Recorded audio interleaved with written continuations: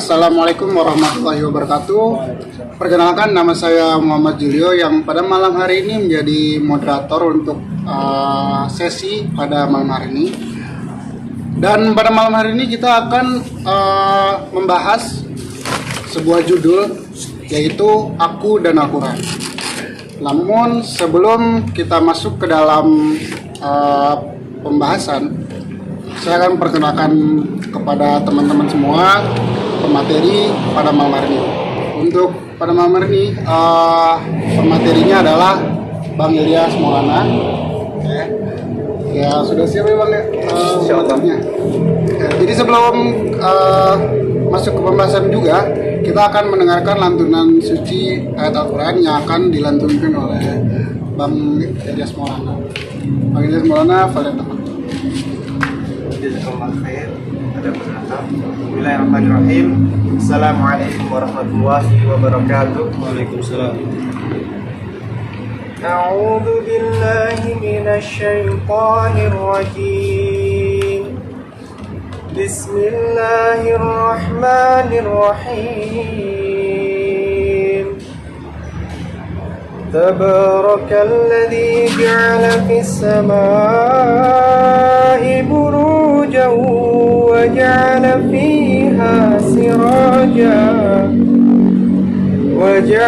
fiha sirajan wa qamaran munira wa huwa alladzi ja'ala al-laila wan-nahara khilfatan liman arada an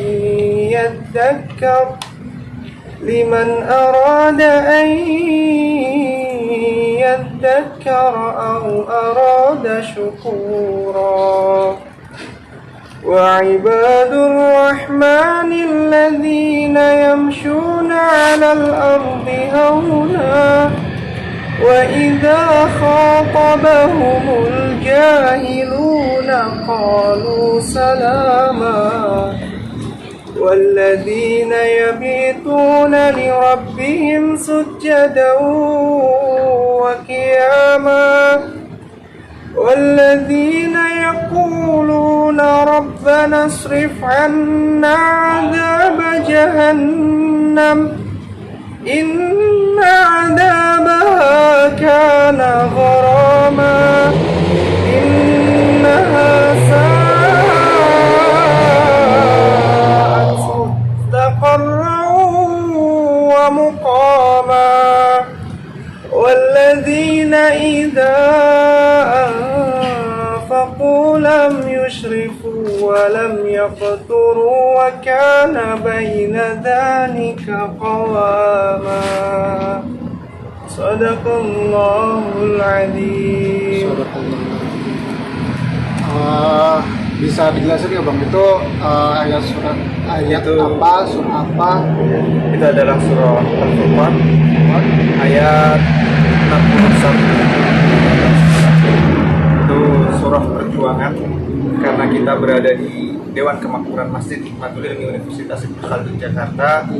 Kita di Dewan Kemakmuran Masjid itu ada surah-surah perjuangan yang di dalamnya mengandung makna mengenai tauhid, mengenai keimanan, yang dimana surah perjuangan ini ketika kita dari teman-teman anak DKM Universitas Ibnu Khaldun Jakarta ingin membawakan materi atau berada di forum, itu kita jadikan ayat-ayat itu adalah ayat-ayat pembuka, ayat-ayat perjuangan. Begitu sekilas dari surah Al-Furqan. Kenapa saya membacakan surah Al-Furqan itu ciri khas kami di Dewan Kemakmuran Masjid Hikmatul Ilmi Universitas Ibnu Khaldun Jakarta. Jadi sudah dibiasakan yang membacakan surah-surah seperti itu. Iya. Pilihan lah. Iya, ayat-ayat pilihan. Ada surah Ibrahim, ada surah Nuh, ada surah Al-Waqiah, ada surah Al-Furqan ini tadi salah satunya ya. Itu menjadi surah perjuangan atau menjadi bekal kami ketika kami ingin mengawali forum atau mengawali diskusi. Sebelum kita masuk ke materi, boleh nanya-nanya sebentar ya Bang ya. Kira-kira Abang di DKM ini sebagai apa dan kira-kira sudah berapa lama aktif di DKM? Oh ya, Kebetulan saya di Dewan Kemakmuran Masjid Hikmatul Ilmi Universitas Khaldun Jakarta. Saya diberikan amanah untuk menjadi sekretaris Dewan Kemakmuran Masjid Hikmatul Ilmi Universitas Khaldun Jakarta. Dan mengenai berapa lama kita menjabat atau mengemban amanah di Dewan Kemakmuran Masjid ini, kita sudah mengemban amanah ini alhamdulillah dari tahun 2016 kita dilantik. Sekarang tahun 2020 berarti sekitar 4 tahun begitu. Ya, itulah awal dan perjalanan kami sudah selama 4 tahun dalam memakmurkan Masjid Hikmatul Ilmi Universitas Khaldun. Nah, itu sedikit sekilas tentang Bang Ilyas. Aktivitasnya salah satunya menjadi sekretaris Dewan Kemakmuran Masjid Hikmatul Ilmi Universitas Ibnu Khaldun. Mungkin langsung saja kali Bang ya, tanpa berlama-lama lagi untuk pembahasan aku dan Al-Quran ini. Terima kasih moderator. Bismillahirrahmanirrahim. Innal hamdalillah nahmaduhu wa nasta'inuhu wa nastaghfiruh wa na'udzu billahi min shururi anfusina wa min sayyiati a'malina. May yahdihillahu fala mudilla lahu wa may yudlilhu fala hadiya lahu. Asyhadu an la ilaha illallah wahdahu la syarika lahu wa asyhadu anna Muhammadan abduhu wa rasuluh. Sallallahu alaihi wa ala alihi wa ashabihi wa tabi'in tabi'in wa man tabi'ahum bi ihsanin illa yaumiddin. Amma ba'd. Ya ayyuhalladzina amanu taqullaha haqqa tuqatih wa la tamutunna illa wa antum muslimun. Ya ayyuhan nasu taqu rabbakumul ladzi khalaqakum min nafsin wahidah wa khalaqa minha zawjaha wa batha minhuma rijalan katsiran wa nisaa'a. Wattaqullaha alladzi tasaaluna bihi wal arham innallaha kana 'alaikum raqiba. Amma ba'd. Ikhwana fi din azakumullah, saudara-saudaraku seiman, seislam. Yang pertama dan yang paling utama, tentunya marilah kita bersama-sama selalu menghaturkan syukur kepada Allah Subhanahu wa taala, zat yang selalu mengucurkan beribu-ribu nikmat kepada kita semua, di antaranya nikmat iman, nikmat Islam, nikmat sehat, sehingga sampai detik ini kita masih diberikan kesempatan untuk menghirup udara di buminya Allah ini dengan keadaan sehat walafiat, tak kurang suatu apapun. Salawat dan salam tentunya tak lupa marilah kita haturkan kepada Nabi Muhammad Rasulullah Sallallahu Alaihi Wasallam, yang dengan kegigihan beliaulah menegakkan Islam di muka bumi ini, sehingga sampai dengan hari ini kita bisa menikmati, merasakan indahnya Islam yang dibawakan oleh Rasulullah SAW. Dan semoga kita semua termasuk umat dan orang-orang yang selalu istiqomah dalam mengikuti ajarannya, dalam menjalankan sunnah-sunnah Rasulullah SAW. Saudara-saudaraku sekalian, seiman, seislam yang dirahmati Allah Subhanahu wa taala. Alhamdulillah, tentunya kita masih bisa diperkenankan untuk bertemu dengan bulan yang semua umat muslim, semua umat Islam, semua orang yang bertakwa menantikan bulan ini, yaitu bulan Ramadan ini. Dan tentunya kita patut untuk mengucapkan alhamdulillahirabbil alamin, karena dengan kesempatan itu kita bisa menjemput bulan yang penuh dengan keberkahan ini, bulan yang penuh dengan kesucian ini. Ikhwana fiddin azakumullah. Sehingga di dalam bulan yang penuh keberkahan ini, di dalam bulan yang penuh dengan kesucian ini, tentunya untuk tahun ini kita dihadapkan dengan suatu fenomena, suatu bisa dikatakan musibah yang amat besar, yang seluruh umat muslim dunia, hampir seluruh umat muslim dunia merasakan musibah itu, yaitu pandemi COVID-19, yang tentunya kita sudah tahu semua bahwa ini adalah sebuah bencana bagi kita semua di dalam mengiringi kita melakukan peribadahan di bulan suci Ramadan ini. Akan tetapi bencana itu tentunya bukan menjadikan kita malas, bukan menjadikan kita futur untuk beribadah kepada Allah. Jadikan bulan ini adalah bulan pendidikan, bulan yang dimana kita harus selalu memperbaiki diri kita harus selalu introspeksi diri kita, sejauh mana kualitas diri kita dalam keimanan, dalam keilmuan, dalam peribadatan. Kita harus selalu introspeksi diri itu, sehingga di bulan yang penuh kesucian ini, keluar dari bulan ini, kita tentunya sudah terbiasa. Karena di bulan yang berkah ini, di bulan Ramadan ini, karena kita sudah dibiasakan dengan ibadah yang rajin, dibiasakan dengan memperbanyak keilmuan, maka keluar dari bulan ini kita akan terbiasa dengan peribadatan yang rajin, dengan menuntut ilmu yang rajin pun. Saat ini kita sudah memasuki bulan Ramadan hari yang ke-17. 17 tepat pada hari Minggu pula, malam Senin. Sejenak kita mengingat terlebih dahulu tragedi-tragedi, peristiwa-peristiwa yang terjadi di tanggal 17 bulan Ramadan. Ada peristiwa apa yang terjadi di tanggal 17 ini? Ada peristiwa kesedihan bagi kaum mukminin, ada peristiwa duka bagi kaum mukminin, dan ada peristiwa yang menggembirakan pula bagi kaum mukminin. Kita awali dulu dari peristiwa duka yang terjadi pada tanggal 17 Ramadan, yang saat ini tiba pada hari ini juga, hari Minggu, malam Senin. Peristiwa yang pertama yaitu adalah kita sejenak mengingat, dan kita tentunya kaum mukminin pada saat itu tanggal 17 Ramadan mereka mengalami kesedihan yang luar biasa, mengalami duka cita yang mendalam dikarenakan ditinggal oleh ibunya kaum mukminin, yaitu Sayyidah Aisyah binti Abu Bakar radhiyallahu anha. Beliau dicukupkan usianya, dicukupkan umurnya oleh Allah Subhanahu wa taala, dipanggil oleh Allah untuk menempati surga yang mulia dari Allah Subhanahu wa taala tepat di tanggal 17 Ramadan tahun 58 Hijriah.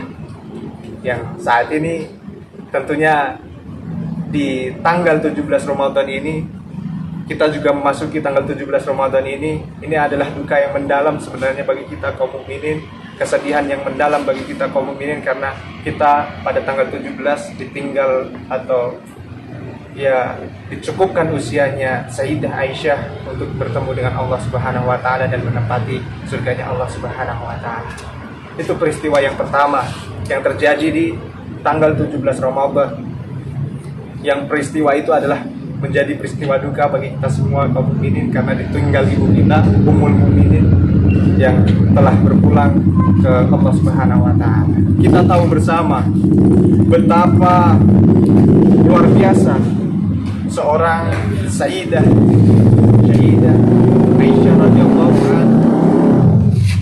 Beliau adalah seorang yang mempunyai keilmuan yang sangat dalam. Siapa yang mengatakan, Abdullah bin Abi Rabah, bahwa Aisyah ini, istri Rasulullah ini adalah seorang perempuan yang mempunyai keilmuan yang sangat dalam, mempunyai pemahaman yang sangat luas, orang yang alim. Ditambah lagi dengan pendapat Abu Musa al-Asy'ari. Abu Musa al-Asy'ari juga mengatakan bahwa ketika para sahabat berkumpul berbicara tentang hadis, dan para sahabat tersebut tidak mengetahui hadis, maka para sahabat tersebut akan menanyakan kepada Aisyah. Sehingga itu sudah menjadi bukti bahwa ternyata sangat luar biasa peran seorang Aisyah, istri Rasulullah ini, yang tentu memang sudah sepantasnya kalau kaum mukminin harus merasa sedih, harus merasa berduka. Tetapi kesedihan itu tentunya kita juga harus melihat kembali bahwa ternyata Aisyah radhiyallahu anha, beliau telah dimasukkan di dalam surganya Allah, dan itu tentu pasti dimasukkan ke dalam surga Allah. Itu peristiwa yang pertama, peristiwa kesedihan yang dialami kaum mukminin pada tanggal 17 Ramadan. peristiwa yang selanjutnya pada tanggal 17 Ramadan, yaitu adalah peristiwa kita ketahui bersama, ada yang dinamakan Perang Badar Kubro.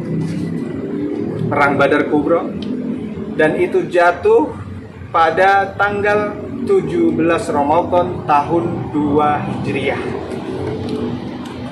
Tentunya saudara-saudari semua, ikhwan fillah azakumullah, telah mengetahui bersama bagaimana kondisi di peperangan Badar itu. Kondisi kaum muslimin yang hanya berjumlah dengan pasukan 314 pasukan dengan melawan pasukan kafir Quraisy sebesar 1.900 pasukan yang dipimpin oleh Abu Jahal, yang pasukan kafir Quraisy kita ketahui bersama, dan pasukan muslim dipimpin langsung oleh Rasulullah Shallallahu Alaihi Wasallam. Akan tetapi ikhwan fillah azakumullah, dengan kondisi pasukan yang tidak banyak melawan pasukan kafir yang tentunya jauh perbandingannya kan, 1.000 dengan 300. Tetapi dengan izin Allah, dengan ridho Allah, maka kaum muslimin mampu memenangkan perang Badar itu. Nah, Masya Allah kan, luar biasa betapa perjuangan dengan kondisi pasukan yang sedikit di bulan Ramadan lagi, di tanggal 17, yang hari ini tepat pada hari ini di tanggal 17 pula. Yang peristiwa yang selanjutnya, ikhwan fillah azakumullah, kita ketahui bersama bahwa ada peristiwa yang jatuh di negara kita 17 Ramadan, yaitu peristiwa di mana proklamasi kemerdekaan dikumandangkan di Indonesia, jatuh pada 17 Ramadan pula, yang di tanggal Masehinya kita tahu bersama 17 Agustus 1945, dan itu terjadi pula di tanggal 17 Ramadan. 17 Ramadan pula kita ketahui juga, semua kaum muslimin sudah mengetahui pula bahwa dimulainya turun ayat Al-Quran, kitab suci umat muslim kepada Rasulullah, yaitu tanggal 17 Ramadan pula. Ada yang mengatakan tanggal 18 Ramadan, ada yang mengatakan tanggal 24 Ramadan. Tetapi tentunya kita semua sepakat bahwa 17 Ramadan, dan orang yang mengatakan 17 Ramadan itu juga berdasarkan dalil. Ulama yang mengatakan itu juga berdasarkan dalil-dalilnya apa? Surah Al-Anfal ayat 41. Itu bahwa kitab tersebut kitab ini diturunkan kepada Nabi Muhammad di hari Furqan, di mana itu terjadi pertempuran Badar, yang kita ketahui bersama tadi. Perang Badar kan dilaksanakan pada tanggal 17 Ramadan pula, sehingga benar memang kita mengetahui bahwa malam ini kita ketahui bersama 17 Ramadan turunlah ayat Al-Quran. Di dalam kitab Al-Bidayah wa Nihayah juga dijelaskan bahwa pertama kali turun ayat yang pertama itu adalah di tanggal 17 Ramadan, di hari Minggu malam Senin juga, dan ini tepat pada hari ini malam Senin dan tanggal 17 Ramadan pula, sehingga tepat sekali malam ini kalau kita mengambil tema dengan tema aku dan Al-Quran tadi. Qana fidin azakumullah. Sehingga dengan beberapa peristiwa yang terjadi di 17 Ramadan itu tadi, tentunya kita bisa mengambil ibrah. Kita harus mengambil pelajaran. Pelajaran apa yang kita bisa ambil? Yang pertama, ada duka cita yang mendalam di 17 Ramadan. Akan tetapi di 17 Ramadan pula kaum mukminin juga mendapatkan kebahagiaan yang luar biasa. Karena kan peperangan Badar dimenangkan oleh 17 Ramadan.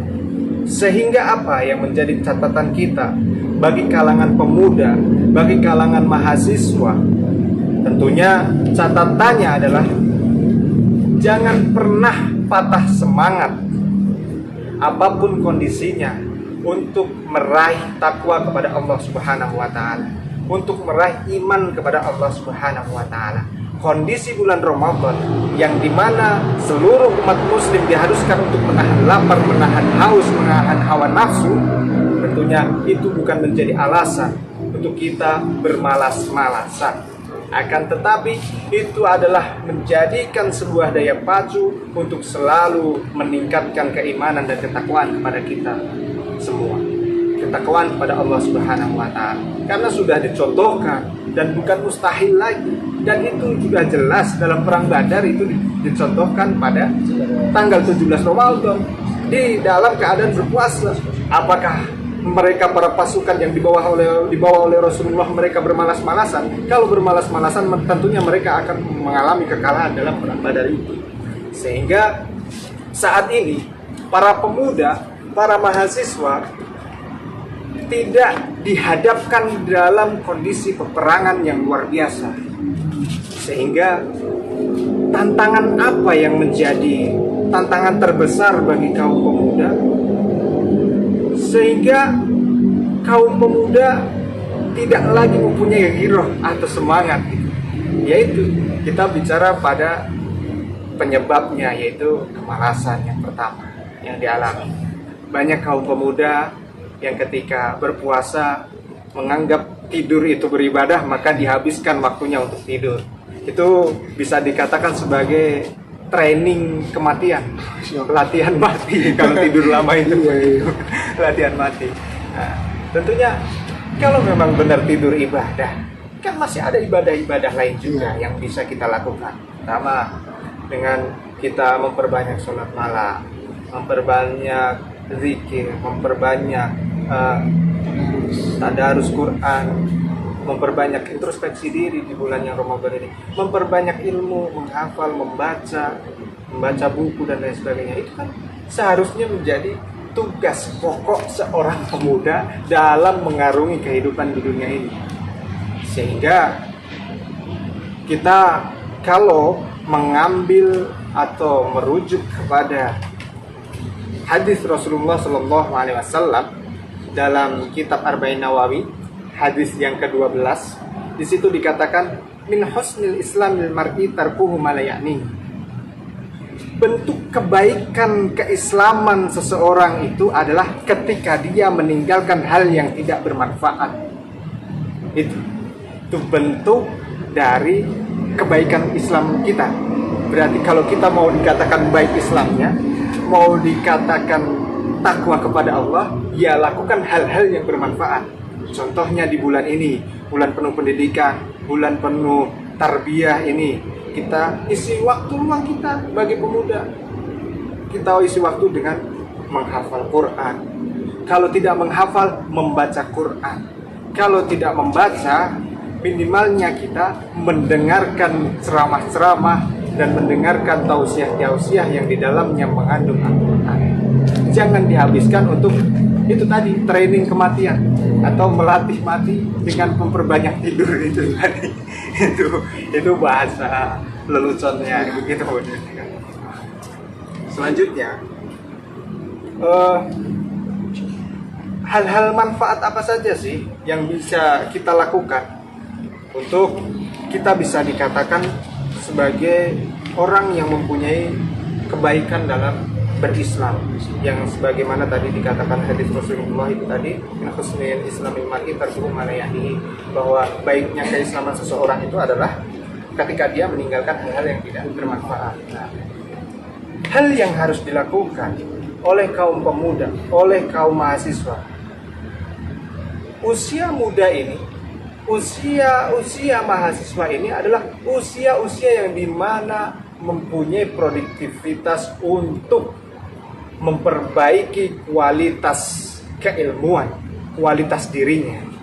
Sehingga tentunya di bulan Ramadan ini, mari kita sama-sama memperbaiki, memperbanyak, menambah intensitas dalam memperbaiki kualitas diri kita dari kaum pemuda, sehingga kita bisa menjadi orang yang manfaat. Habiskan usia muda itu dengan memperbanyak ilmu, dengan memperbanyak membaca Quran, menghafal Quran, syukur-syukur mengamalkan Quran. Ikhwana fidina azakumullah, saudara-saudaraku sekalian, dimanapun saudara-saudara berada yang dirahmati Allah Subhanahu wa Ta'ala. Ketika kita berbicara Quran, ketika kita memperbaiki kualitas diri kita dengan Al-Quran, banyak yang menjelaskan itu, gitu.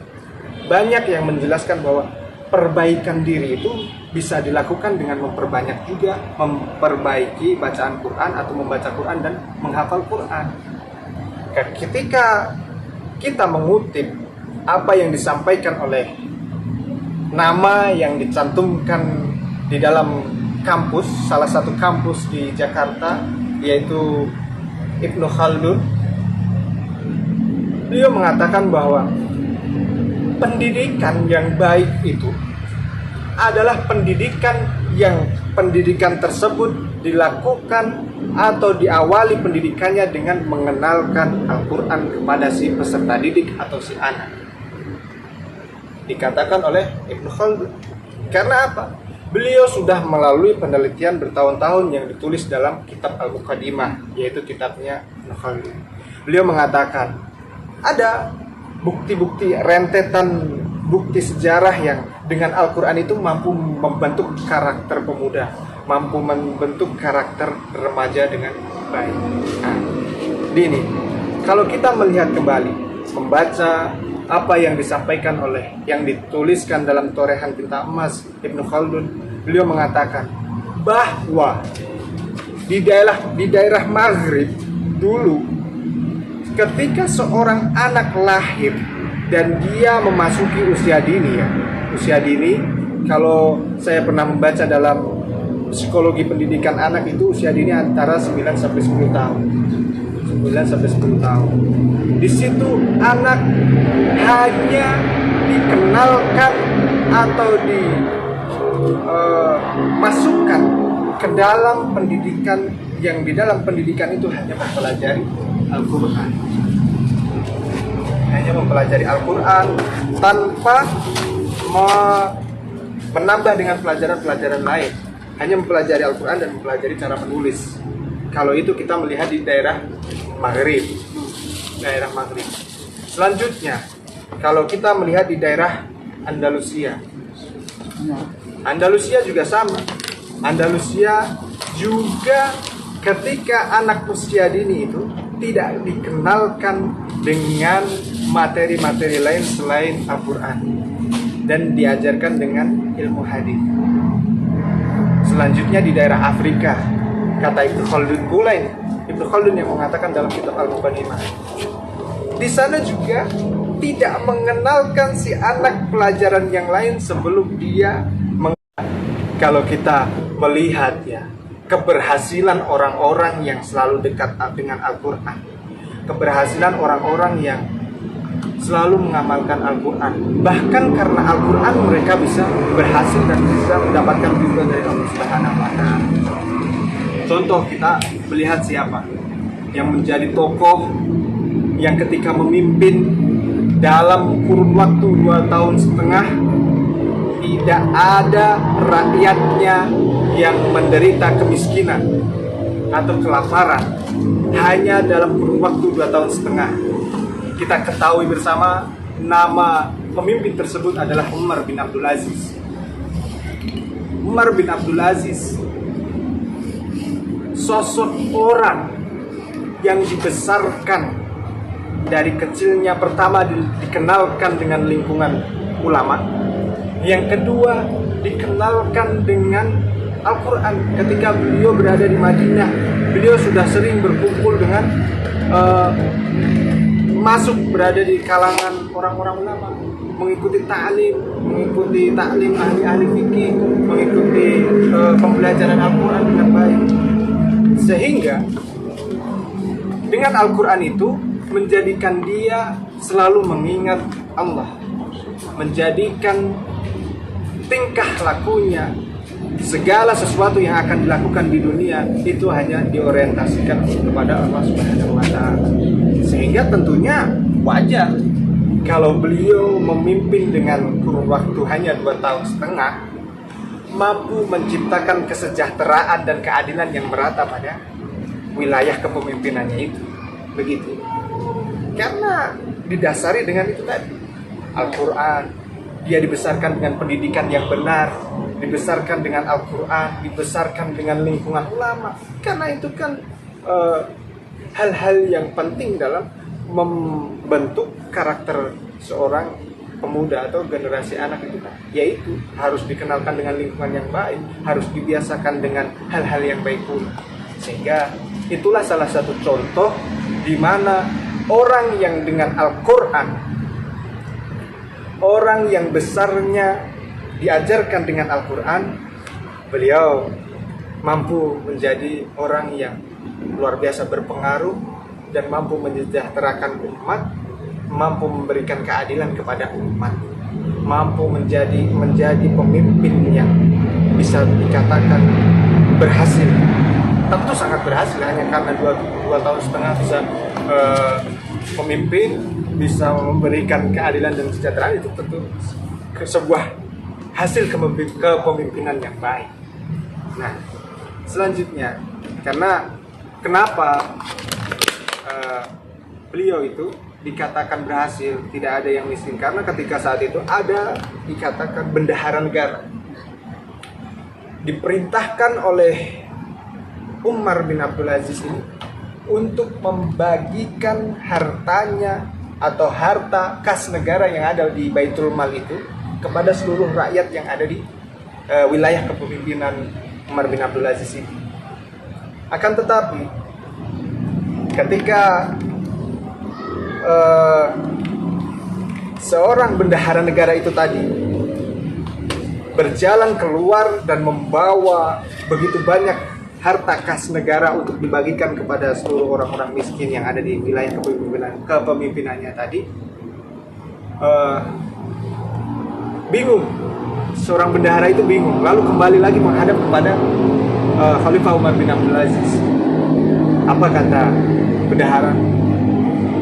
Kata Umar bin Abdul Aziz terlebih dahulu menyapa si bendahara, kenapa kau balik dan kenapa kau bawa balik kembali harta itu dengan tanpa tersisa sedikit pun? Kata bendahara tersebut mengatakan, bendahara negara tersebut mengatakan, wahai Khalifah, bagaimana aku tidak membawa kembali harta ini dengan tanpa berkurang sedikit pun? Karena saya ingin membagikan kepada siapa? Aku ingin membagikan harta ini kepada siapa? Sedangkan orang-orang yang berada di wilayah kepemimpinanmu itu tidak ada lagi yang mengalami kemiskinan. Luar biasa. Itu sehingga itu menjadi barometer keberhasilan seorang khalifah, yaitu yang bernama Umar bin Abdul Aziz, yang kecilnya dibesarkan dengan Quran, yang kecilnya dibesarkan dengan lingkungan yang baik, yaitu lingkungan para ulama. Yang kedua, siapa yang dengan Quran hatinya luluh, siapa yang dengan Quran yang dulunya, mohon maaf, seorang pemabuk, sehingga dengan Quran hatinya luluh, masuk Islam sehingga menjadi seorang Amirul Mukminin,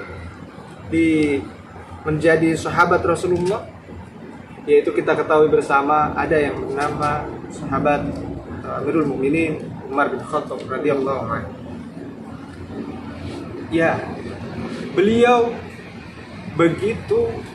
bisa menjadi Amirul Mukminin, kesatria tangguh, itu dengan Quran pula. Karena masuk Islamnya beliau dikarenakan versi yang pertama. Dalam sejarah ada 2 versi. Yang pertama yaitu dengan surah Toha. Toha yang dimana saat itu melihat Umar bin Khattab berjalan pada waktu pagi ingin mendatangi rumah Rasulullah dengan penuh kemarahan, dengan marah yang sangat luar biasa, dikarenakan Rasulullah banyak berdakwah dan banyak orang-orang yang berbaiat kepada Rasulullah untuk masuk Islam, sehingga menimbulkan kemarahan kepada Umar bin Khattab. Ketika di dalam perjalanan menuju rumah Rasulullah, Umar bin Khattab radhiyallahu anhu, dia bertemu dengan Nu'aim bin Abdullah. Nu'aim bin Abdullah berkata kepada Umar, "Mau kemana wahai Umar?" "Aku mau datang ke Muhammad untuk memeranginya, dikarenakan banyak orang-orang di sekitarku meninggalkan sesembahan leluhur demi berbaiat kepadanya." Lalu Nu'aim menjawab kembali, "Apakah kau tidak tahu bahwa saudaramu, anak ipar juga telah berbaiat kepada Rasulullah?" Sehingga di dalam perjalanan itu Umar memutuskan untuk tidak melanjutkan ke rumah Rasulullah, tapi untuk kembali ke rumah, dikarenakan mendapatkan kabar kalau Said bin Zaid bin Amr dan Fatimah binti Khattab telah masuk Islam. Yang mana ketika saat itu sampailah Umar bin Khattab ke rumah. Umar bin Khattab mendengar bahwa di situ Khobab telah membacakan ayat-ayat suci Al-Quran kepada Said bin Zaid bin Amr dan Fatimah binti Khattab. Ketika mendengar langkah Umar bin Khattab, lalu Khobab umpat atau dia menghindar, bersembunyi, dikarenakan takut ketahuan Umar bin Khattab. Tapi Umar bin Khattab masuk, dia telah mendengar, dia telah mengetahui bahwa Fatimah binti Khattab, Said bin Zaid bin Amr juga telah masuk Islam, sehingga dipukullah Said bin Zaid bin Amr itu. Bersimpuhlah Said bin Zaid bin Amr itu. Lalu kemudian Khobab keluar.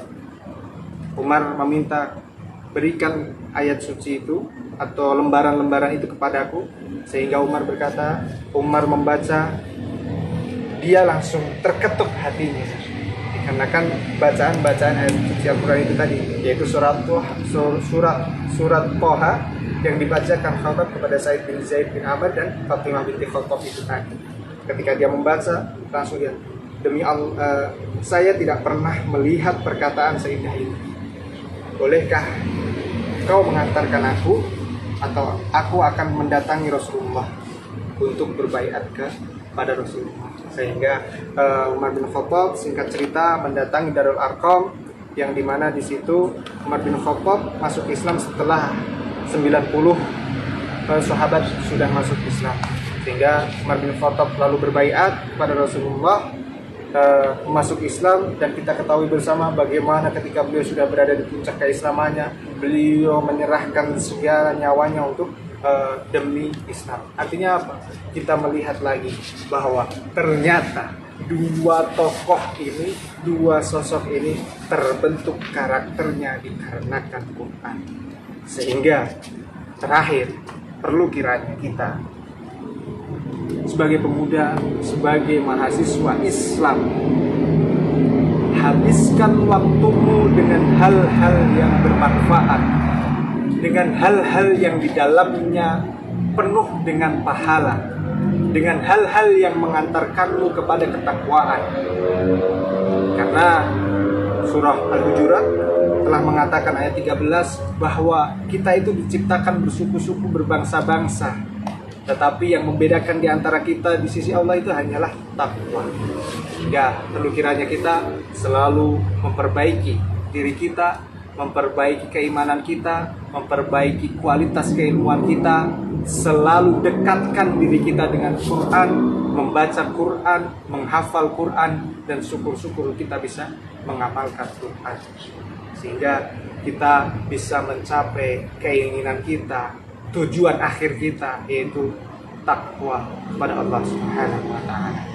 Ikhwana fillah azakumullah, dari hari ini saya kira cukup, akan dilanjutkan lagi nanti pada hari Rabu, dan materi ini akan bersambung lagi karena masih belum selesai materinya sebenarnya.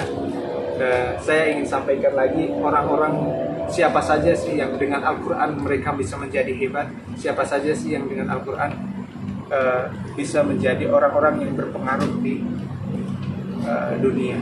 Mungkin itu yang dapat saya sampaikan.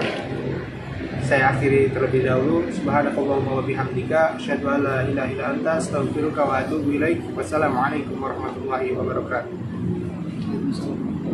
Oke, demikianlah apa yang disampaikan oleh Bang Ilyas.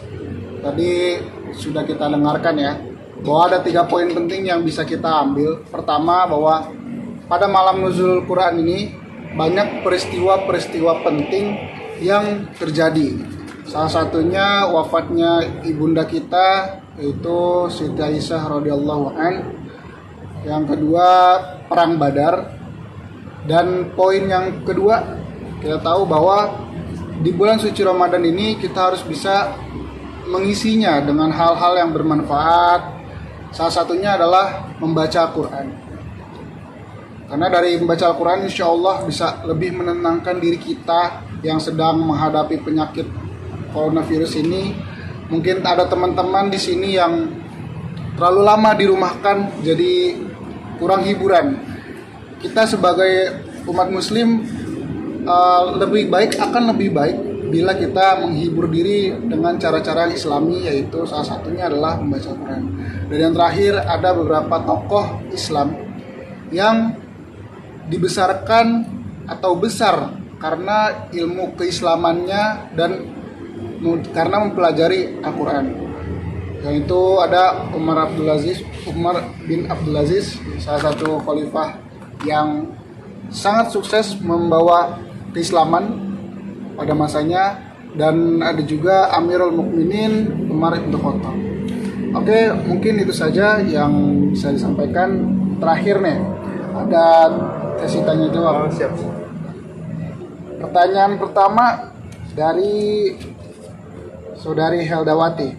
Pertanyaannya adalah, bagaimana pendapat Bang Ilyas tentang orang yang puasa tapi tidak sholat? Lalu apakah membayar zakat? Apakah ada dalam Al-Quran? Insyaallah ada 3. Luar biasa nih pertanyaan. Tentunya ya, terima kasih atas pertanyaan yang sudah diberikan dari Wilda. Ada pertanyaan, apakah ada membayar zakat di dalam Al-Quran? Lah, bagaimana tidak ada? Sedangkan zakat adalah sebagian dari rukun Islam. Tentunya sudah dijelaskan di dalam Al-Quran, dan ada beberapa ayat yang menjelaskan tentang zakat di dalam Al-Quran, membayar zakat. Dan selanjutnya tadi ada apa? Bagaimana pendapat Bang Ilyas tentang orang yang puasa tapi tidak sholat? Itu. Ini kan adalah suatu perkara yang dimana membenturkan peribadahan satu, tetapi kayak membenturkan peribadahan satu dengan peribadahan yang lain, dengan cara melakukan peribadahan satu tetapi tidak lagi melakukan peribadahan yang lain. Melakukan sholat tentunya adalah kewajiban bagi kita seorang muslim, dan melakukan puasa juga kewajiban bagi kita seorang muslim, sehingga dua perkara ini tidak bisa dipisahkan. Lakukan puasa, lakukan sholat pun juga sangat lebih baik. Apakah ada yang rugi ketika Anda melakukan puasa tetapi tidak melakukan sholat, atau ketika kalian melakukan puasa tapi melakukan sholat? Sehingga dua perintah ini, perintah yang menjadi pondasi keislaman kita ini, seharusnya semua harus linier dilaksanakan, karena itu akan menjadi ketimpangan pahala nanti. Pahala satu hilang, ya pahala satu, dan belum tentu juga pahala yang satunya akan diterima karena kewajiban yang satunya tidak dilaksanakan. Begitu. Padahal kita tahu bahwa sholat itu perintah Ya, sebelum puasa ya. Sebelum puasa dan tiang agama juga. Dan saya ingat lagi bahwa di tanggal 17 Ramadan ini adalah pertama kali perintah sholat 5 waktu juga datang. Tanggal 17 Ramadan. Nah, tepat sekali pertanyaan, sehingga puasa dan Ramadan adalah puasa dan sholat adalah dua hal yang wajib bagi setiap muslim, bagi setiap orang yang sudah mengikrarkan syahadat, yang mengaku dirinya sudah mengucapkan atau melaksanakan rukun Islam. Jadi harus dilaksanakan puasa dan sholat. Tidak boleh melaksanakan puasa akan tetapi meninggalkan sholat. Pertanyaan yang kedua dari @wins_ndha. Ini ada dua pertanyaan. Pertama, apakah ada amalan-amalan khusus yang bisa dilakukan di malam 17 Ramadan? Jadi apakah ada amalan-amalan khusus yang dilakukan di 17 Ramadan ini? Yang kedua, tips supaya mudah dalam menghafal Al-Quran dan bisa terus ingat atau tidak mudah lupa. Saya menjawab, apakah ada amalan-amalan khusus yang harus dilakukan di malam 17 Ramadan? Umat muslim diciptakan dengan fitrahnya dan sudah diwajibkan untuk melakukan amalan-amalan yang khusus hanya dilakukan umat muslim juga. Sehingga apabila saudara-saudara semua melakukan amalan-amalan di bulan Ramadan seperti hanya qiyamul lail, seperti hanya membaca Quran, yaitu amalan-amalan muslim yang harus dilakukan, ya itu setahu saya hanya itu. Jadi membaca Quran, sholat malam, sholat wajib, sholat sunnah, itu lakukan saja apa yang diperintahkan Allah dan Rasulnya tanpa mengurangi dan menambah apa yang diperintahkan Allah dan Rasulnya. Gitu. Tips yang Untuk mudah menghafal Al-Quran. mudah menghafal Quran. Yang pertama, tancapkan niat di dalam sanubari saudara-saudara sekalian. Yang pertama harus dilakukan. Yang kedua, ketika niat sudah ada, tentunya ketika orang sudah niat pasti melakukan kan, pasti langsung melakukan actionnya. Niat sudah ada, jerumuskan diri kita kepada lingkungan yang baik. Masukkan diri kita kepada lingkungan yang baik. Masukkan diri kita di dalam orang-orang yang selalu memotivasi kita ke dalam kebaikan. Kalau kita niat sudah punya, akan tetapi tidak menempatkan diri kita di dalam sebuah kondisi lingkungan yang baik, ya tentunya niat itu tidak akan pernah terrealisasi. Yang ketiga, bangun rasa iri dan dengki. Iri dan dengki kepada siapa? Nanti jangan beranggapan iri dengki ini negatif. Kita pahami dulu. Iri dengki terhadap orang-orang yang menghafal Quran.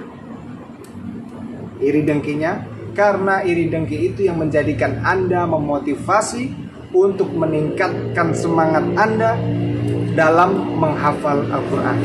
Yang ketiga, ketika sudah satu niat, dua berada di lingkungan, tiga sudah iri, itu udah mempunyai motivasi yang kuat. Yang keempat, biasakan berada di lingkungan yang baik, pertahankan niat itu dengan sebaik-baiknya. Yang ketiga, biasakan memotivasi diri untuk semangat gitu melihat orang-orang yang menghafal Quran itu tadi, sehingga dengan kebiasaan itu akan membangun diri kita, sehingga dengan kebiasaan itu menjadikan diri kita itu melakukan apa-apa yang baik. Kalau kita biasakan diri kita dengan kebaikan, ya pasti kita akan spontanitas dimanapun kita berada akan melakukan kebaikan. Kalau kita sudah membiasakan membaca Al-Quran dengan dekat dengan Al-Quran, pasti dimanapun kita berada, kita akan spontanitas dekat dengan Quran, menghafal Quran juga, dan menjaga Quran yang ada di dalam diri kita. Itu yang menjadi catatan itu, yang unik di negara kita ini. Kita ini ada berapa ribu majelis taklim di negara kita.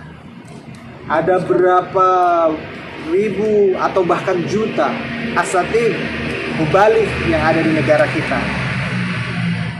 Ada berapa banyak teman-teman semua atau saudara-saudara semua pernah melakukan liqa, melakukan majelis ta'lim di negara ini. Tentunya kita semua mudah untuk mendapati itu. Yang ingin saya tekankan, itulah yang pertama adalah menjadi lingkungan yang baik bagi teman-teman untuk memasukkan diri teman-teman dari lingkungan itu. Yang kedua, setiap Anda mengikuti tabligh, mengikuti ta'lim, mengikuti liqa, halaqah, berapa ayat suci Al-Quran yang di situ disampaikan kepada asatid atau murabi yang sedang mengisi materi. Yang selanjutnya, ada berapa kali Jumat kita mengikuti sholat Jumat, berapa ribu khatib yang sudah menyampaikan wasiat takwa, menyampaikan ayat-ayat Al-Quran. Yang menjadi garis besar atau yang saya garis bawahi di sini adalah, ini adalah suatu sebuah keistimewaan tersendiri bagi umat muslim, karena kita ingin menghafal kitab tertinggi yang ada di umat muslim. Ketika kita menghadiri taklim, kita kan bisa mendengarkan ayat-ayat Quran yang disampaikan. Kita sering mendengarkan ayat Quran. Di situ seharusnya kita membiasakan diri kita dan menyandarkan apa-apa yang kita lakukan kepada Quran. Karena di situ banyak disampaikan Quran, sehingga tercapailah kebiasaan itu tadi, dekat dengan Quran. Setiap Jumat kita mendengar ayat Quran pasti. Setiap sholat 5 waktu kalau kita berjamaah, ya mendengarnya tiga kali sholat aja, maghrib, isya, dan subuh. Itu pasti kita mendengar ayat suci Al-Quran. Terus apa lagi yang kurang menggugah kita untuk dekat dengan Quran gitu. Kita itu sehari-hari kita sebagai umat muslim itu sudah didekatkan dengan Quran, sudah dibiasakan dengan Quran. Tinggal yaitu tadi, yang pertama memang niatnya yang harus diperbaiki dengan sebaik-baik. Itu saja. Terima kasih. Jazakallah khair untuk Bang Ilyas, dan jazakumullah untuk ikhwan dan akhwati fillah yang sudah memberikan pertanyaan dan sudah memperhatikan dari pertama. Mungkin sampai sini saja pembahasan untuk malam hari ini, bahwa poin pentingnya adalah menjadi seorang muslim itu harus kudu wajib untuk mempelajari Al-Quran. Kalau memang kita belum fasih atau belum sempurna bacaannya, kita terus belajar. Lawanlah rasa malas kita. Tuh. Jadi jangan karena kita malas atau kita tidak punya media yang cukup seperti handphone supaya kita bisa belajar lewat online, lawanlah rasa malas itu. Jadi ketika teman-teman semua di sini punya niat yang dalam, tidak ada rasa malas, sekalipun majelis itu jauh untuk mempelajari Al-Quran, pasti teman-teman semua bisa mencapainya. Itu semuanya dari hati kita. Kalau benar-benar kita niat dari hati, insya Allah ya itu tadi, hafal, dan insya Allah juga bisa diamalkan dalam kehidupan sehari-hari. Mungkin terima kasih untuk Bang Ilyas penyampaian materinya. Insya Allah semoga ilmu pada malam hari ini bermanfaat untuk kita semua. Yang di sini sama yang mendengarkannya, semoga ilmu ini bisa diterapkan, diamalkan di kehidupan sehari-hari. Billahi taufiq wal hidayah. Wassalamualaikum warahmatullahi wabarakatuh.